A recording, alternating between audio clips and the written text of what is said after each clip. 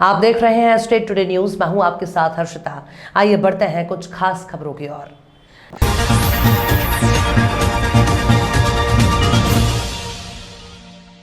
मंदसौर के इतिहास में आज एक नया अध्याय जुड़ गया। मंदसौर जिला संपादक संघ के अध्यक्ष शेख जफर कुरैशी ने हिंदू सनातन धर्म अपनाया। शिवाना नदी में स्नान कर विधि विधान से महामंडलेश्वर जी और मंदसौर जनप्रतिनिधियों की उपस्थिति में संपन्न हो रहा है, जिसमें सनातन धर्म हिंदू रिवाज के अनुसार उनका नामकरण चैतन्य सिंह राजपूत रखा जा रहा है। पशुपतिनाथ मंदिर में कार्यक्रम आयोजित किया जा रहा है। विश्व के सबसे बड़े प्राचीन सनातन हिंदू धर्म में स्वागत है। अखिल भारतीय आयुर्वेद समाज सम्मेलन का उद्घाटन समारोह का शुभारंभ किया गया, जिसमें केंद्रीय आयुष मंत्री रामकिशोर कावरे, उच्च शिक्षा मंत्री मोहन यादव, सांसद अनिल फिरोजिया, विधायक पारस जैन, अखिल भारतीय आयुर्वेद के राष्ट्रीय अध्यक्ष वैद्य देवेंद्र त्रिगुणा उपस्थित रहे। कालिदास संकुल में भव्य आयोजन में देश कर प्रसिद्ध आयुर्वेद के महाज्ञानी लोग इस सम्मेलन में उपस्थित रहे। 29 मई को महामहिम राष्ट्रपति रामनाथ कोविंद जी भी इस महासम्मेलन में उपस्थित होंगे। उच्च शिक्षा मंत्री ने इस महासम्मेलन में आयुर्वेद को बढ़ावा देने के लिए उज्जैन में आयुर्वेदिक के लिए उद्योग लगाने के लिए भी उच्च शिक्षा मंत्री मोहन यादव ने जमीन देने की बात की थी, जिसमें उज्जैन में इससे एक बड़ा उद्योग स्थापित होगा, जिससे हजारों लाखों युवाओं को इस आयुर्वेदिक से रोजगार हासिल हो सकता है। बड़े मंच से आयुर्वेदिक आए हुए कई कंपनियों और आयुर्वेदिक महाज्ञानियों से आग्रह करता हूं कि एक उद्योग स्थापित करें, जिससे शहर के युवाओं को रोजगार हासिल हो सके और हम बड़े भाग्यवान हैं। एक आयुर्वेदिक के महासम्मेलन महामहिम राष्ट्रपति की इसमें शामिल हो रहे हैं, यह हमारे लिए गौरव की बात है। तो आयुर्वेद ने अपना 24 कैरेट का सोना जैसे खड़ा होता वो आपने सबके सामने परिलक्षित हुआ। कौन सा युग ऐसा है जब आयुर्वेद का विषय छोड़कर के संसार में कोई चर्चा चली हो। हम अगर वो युग याद करें जब समुद्र मंथन हुआ था, तब धन्वंतरि की हमारी अपनी उपस्थिति सबके सामने रेखांकित हुई है। जब भी कोई सुशासन का कोई स्वर्णिम युग याद किया गया हो, भगवान राम का राम राज्य हो, कृष्ण का महाभारत कालीन राज्य हो या विक्रमादित्य का नवरत्न कालीन राज्य हो, हम उसमें सभी धन्वंतरि रहेंगे। मैं राकेश जी से पूछ रहा था कि ऐसे धन्वंतरि कितने हो गए। मुझे लगा कि धन्वंतरि तो एक ही हुए, बाद में उपाधि चलती रही आयुर्वेद के माध्यम से। जैसे गंगा जी अगर प्रवाहित होती रहती है, ऐसे धन्वंतरि की उपस्थिति के माध्यम से सदैव आयुर्वेद गौरवान्वित होता रहा है। मेरी अपनी ओर से कोटि से आपके इस सम्मेलन की बधाई। क्योंकि मैंने कहा प्रारंभ में कि 103 साल का अवधि बहुत होती है। हम तो उज्जैन में बाबा महाकाल की नगरी में प्रत्येक 12 साल में जैसा कुंभ मेला होता है या सिंहस्थ मेला होता है, यह हमारी अपने ग्रहों की एक दशा होती है।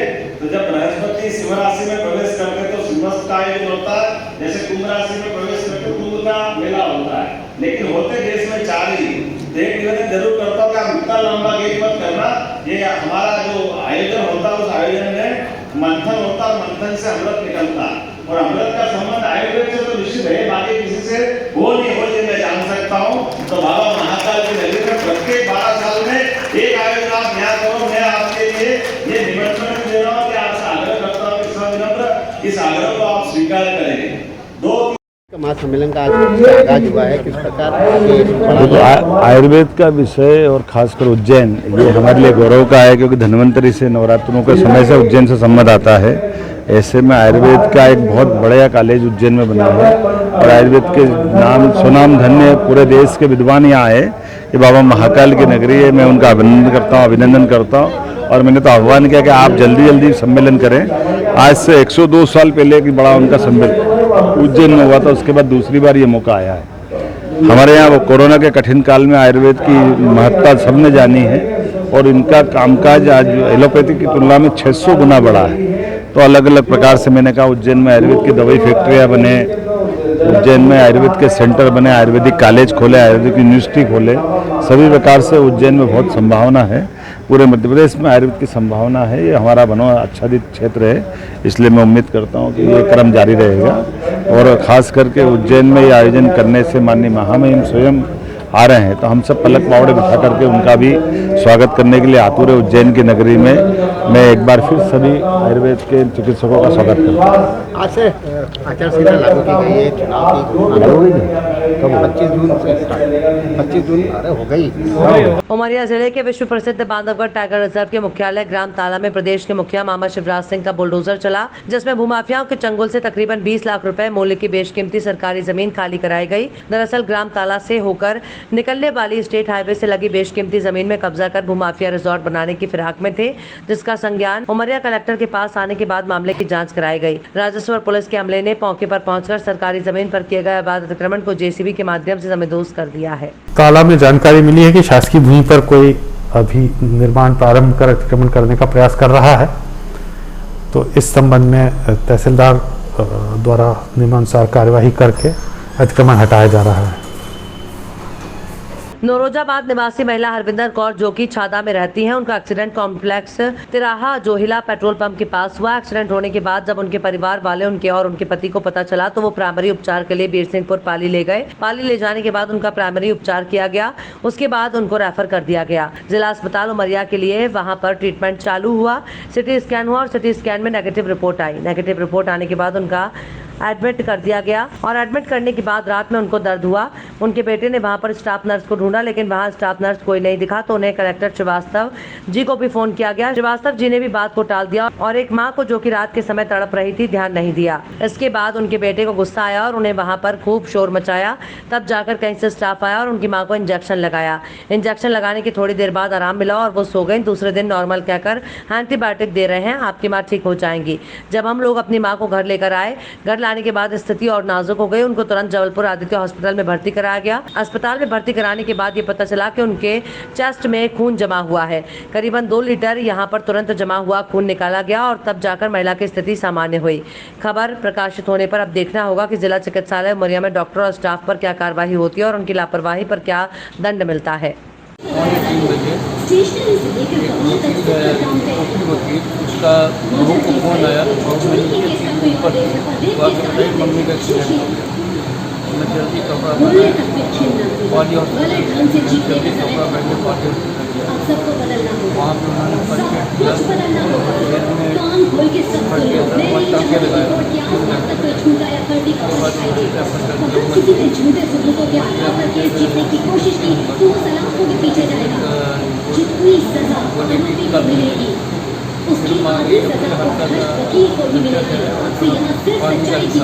तारीख की सवेरे लाया था।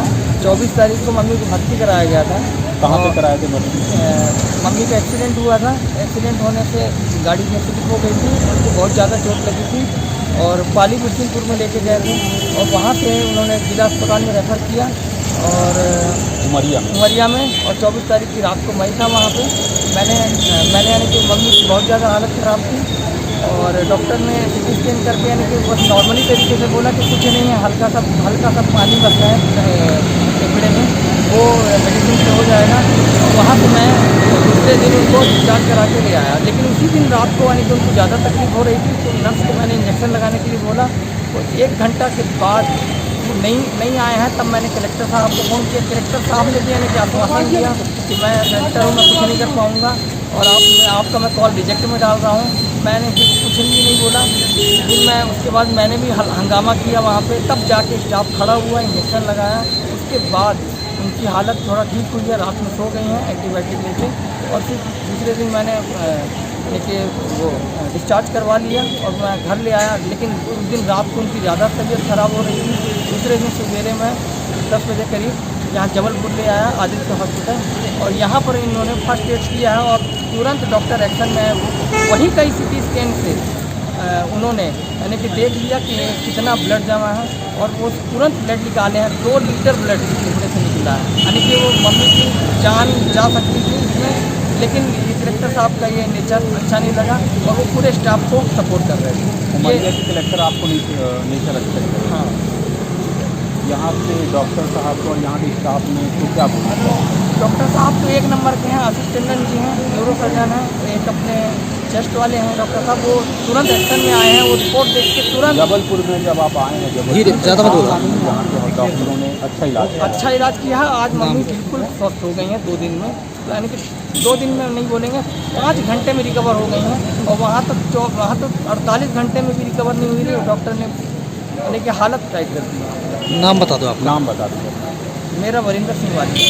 पंचायत चुनाव और नगरीय चुनाव नजदीक आते आते दोनों ही पार्टियां चुनाव बनाने में लग चुकी हैं। एक तरफ कांग्रेस के पूर्व मंत्री सज्जन सिंह वर्मा ने उज्जैन जिले के तमाम विधायकों के साथ बैठक कर पत्रकार वार्ता आयोजित की।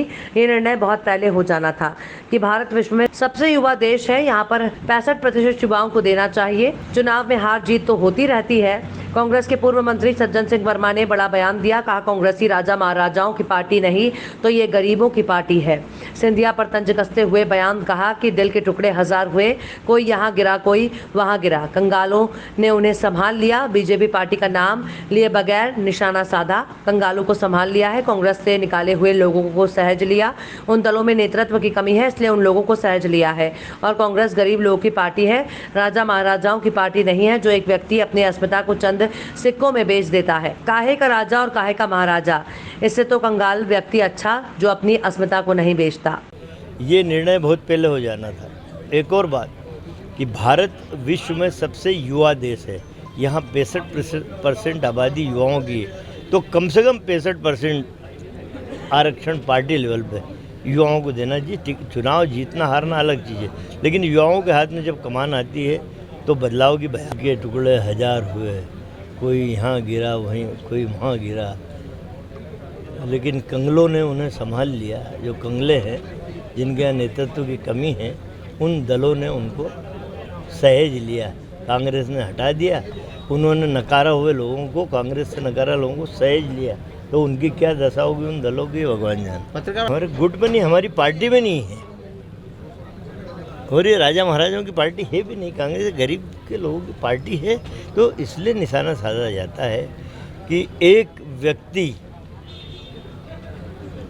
यदि अपनी अस्मिता को चंद सिक्कों में बेच देता है तो काय का राजा काय का महाराजा, इससे तो एक कंगला व्यक्ति ज़्यादा अच्छा जो अपनी अस्मिता को बचा के रखता है। कई ऐतिहासिक पुस्तकों में इस बात का विवरण है कि पिस्टल कहाँ से आई, कैसे आई, कौन लेके छुपाते गोडसे को उस कमरे में दे के आया जहाँ तीनों चारों हत्यारे बैठ के बैठा कर। तो भारत की तमाम सारी उन पुस्तकों में लिखा है, ये सत्य विवरण है, ये सही बोला। तो इतने साल क्यों सिंधिया को आपकी पार्टी ने तवज्जो दी थी? वो किताब अब मिली हमको पढ़ने को, तो हम लोगों ने। एक आखिरी सवाल था, कपिल सिब्बल को आप अवेयर नहीं पाए, आप कपिल सिब्बल अखिलेश की पार्टी में जा रहे हैं। कपिल सिब्बल से पूछो कि तू भैया वापस लड़के जरा जमानत बचा ले वहाँ से, कौन सा इलाका है, चांदनी चौक से। जो आदमी जहाँ चुनाव लड़के जीता, उन नागरिकों के लिए दरवाजे बंद थे, कांग्रेस के सांसदों के लिए दरवाजे बंद थे, कभी किसी कांग्रेस के कार्यकर्ता का सुख दुख नहीं सुना। ऐसे आदमी की ज़रूरत कांग्रेस को थी नहीं, पहले ही नकार दिया गया था। तो लूटे पिटे माल को यदि अखिलेश ले रहा है तो अभी तो तेरी गति अखिलेश ये हुई है, आने वाले चुनाव में और क्या गति होगी अखिलेश समझ। आखिरी खबरों में फिलहाल इतना ही, और भी खबरों के अपडेट्स के लिए आप देखते रहिए स्टेट टुडे न्यूज़।